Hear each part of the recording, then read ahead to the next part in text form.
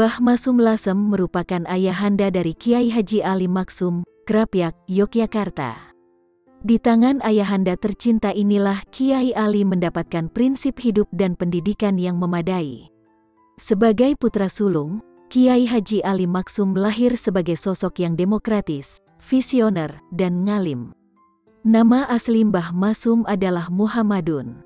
Beliau lahir sekitar tahun 1868 sebagai anak bungsu pasangan Haji Ahmad dan Kosimah. Dari jalur ayahnya, beliau masih punya hubungan darah dengan Sultan Minangkabau, dan silsilahnya bersambung hingga ke Rasulullah. Oleh kedua orang tuanya, beliau kemudian diserahkan kepada Kiai Nawawi, Jepara, untuk mempelajari ilmu agama. Karena sejak kecil dia telah ditinggal wafat oleh ibunya. Mbah Masum punya dua saudara, yakni Nyai Zainab dan Nyai Malihah. Mbah Masum menikah 2 kali. Istri pertamanya banyak versi, sedangkan istri kedua adalah Nyai Nuriyah. Putra pertama Mbah Masum, Kiai Ali Masum, kelak menjadi pemimpin pesantren Al-Munawir Krapyak, Yogyakarta, dan menjadi salah satu tokoh NU yang terkenal di tingkat nasional. Seluruh hidupnya diabdikan kepada masyarakat, terutama kaum papa. Beliau bahkan menganggap pengabdian ini sebagai laku tarekatnya.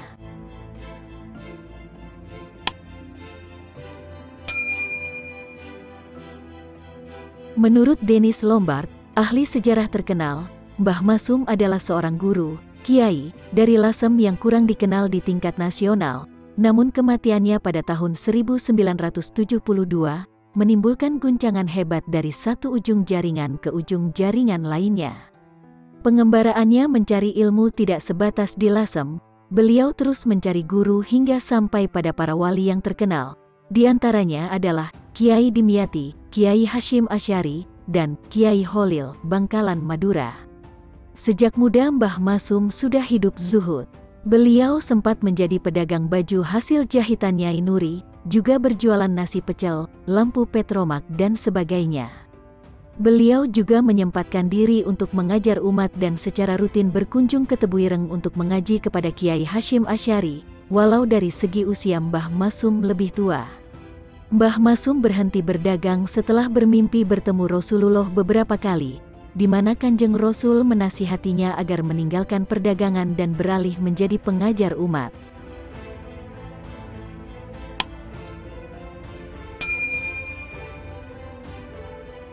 Inilah 5 karomah Mbah Masum. 1. Karomah dari Lasem.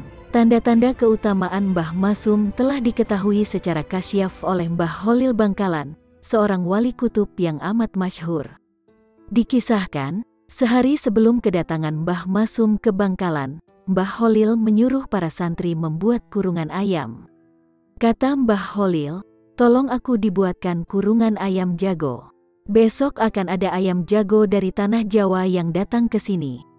Begitu Mbah Masum datang, yang saat itu usianya sekitar 20-an tahun, beliau langsung dimasukkan ke kurungan ayam itu. Mbah Masum disuruh oleh Mbah Holil untuk mengajar kitab Alfiyah selama 40 hari. Yang aneh, pengajaran dilakukan oleh Mbah Masum di sebuah kamar tanpa lampu, sedangkan santri-santrinya berada di luar. Mbah Masum hanya 3 bulan di Bangkalan.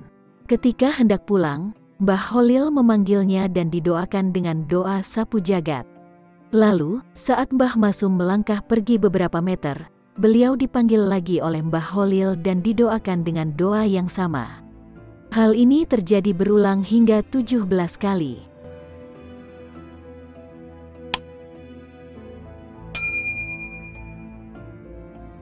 Dua. Firasat yang tajam. Sebagaimana umumnya para wali Allah, Mbah Masum juga dikaruniai karamah. Beliau tahu kapan dirinya akan meninggal. Ketika Kiai Baidowi wafat pada tanggal 11 Desember tahun 1970, Mbah Masum menyatakan bahwa 2 tahun lagi dirinya akan wafat. Pernyataan ini menjadi kenyataan. Menurut seorang saksi, Mbah Masum ketika di depan jenazah Mbah Baidowi, beliau seperti berbicara dengan almarhum, dan berkata, "Ya, 2 tahun lagi saya akan menyusul." 3. Bisa mendengar isi hati dan pikiran orang. Kisah lain, Sambil memijit badan Mbah Masum, Abrori Ahwan, yang kala itu, awal dekade 1960-an, masih menjadi santri di pesantren Mbah Masum, Al-Hidayat, dalam benaknya terlintas pertanyaan, kenapa Mbah Masum tak pernah menggunakan peci haji atau sorban bila keluar rumah, tidak pernah berzikir dalam waktu yang lama, dan tidak banyak kitab kuning di rumahnya. Pikiran itu rupanya terbaca oleh Mbah Masum. Tak lama kemudian, ia berujar, seorang kiai tidak harus menggunakan peci haji atau sorban. Berzikir kepada Allah bisa dilakukan langsung secara praktek, seperti misalnya kita mengajar atau menolong orang, tidak harus dalam waktu lama dengan bibirapa bacaan tertentu. Kitab kuning sebenarnya banyak, tapi dipinjam oleh Ali, anak sulungku.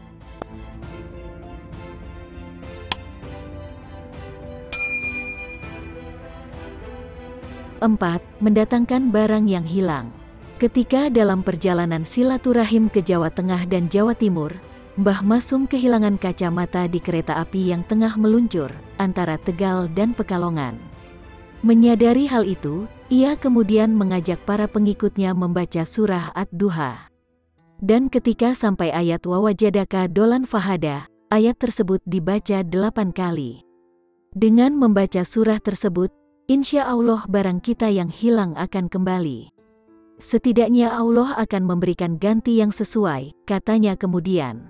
Ketika rombongan mampir ke rumah Kiai Faturrahman di Kebumen, Mbah Masum melihat sebuah kacamata di lemari kaca tuan rumah, persis miliknya yang hilang. Dengan spontan ia berkata, "Alhamdulillah." Kepada Kiai Faturrahman ia bertanya, "Apa ini kacamata saya?" Dijawab Kiai Faturrahman dengan terbata-bata, "Ya mungkin saja, Mbah."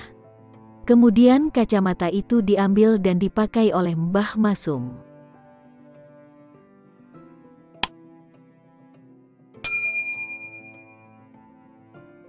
5. Dokar kosong. Kali ini soal dokar. Santri yang mengawal Mbah Masum kebingungan. Setelah maghrib, sudah menjadi kebiasaan, dokar di daerah Batang, Pekalongan, tidak akan ada yang berani keluar kecuali kalau di-charter. Namun Mbah Masum berkata, "Salat dulu, kendaraan soal belakang." Ketika itu rombongan Mbah Masum sudah sampai di sebuah musala. Maka sholatlah mereka secara berjamaah. Bahkan dilanjutkan hingga salat Isya. Setelah semua selesai, rombongan pun melanjutkan perjalanan. Dan, tanpa diduga, begitu rombongan keluar dari halaman musala, lewatlah sebuah dokar kosong. Mereka pun menaikinya. Sebagai Kiai NU beliau juga gigih berjuang mendukung membesarkan NU bersama kiai-kiai lainnya. Beliau amat mencintai organisasi ini, sehingga beliau menyatakan tidak ridho jika anak keturunannya tidak mengikuti NU. Bahkan Mbah Masum sendiri selalu didatangi oleh banyak kiai jika ada urusan penting di tubuh NU untuk meminta nasihat dan doanya. Misalnya ketika hangat-hangatnya pembentukan Jamiyah Thorikah Al-Mutabaroh Al-Nahdiyah, Mbah Masum termasuk yang setuju, dan bahkan menjadi salah satu petinggi organisasi tarekat itu.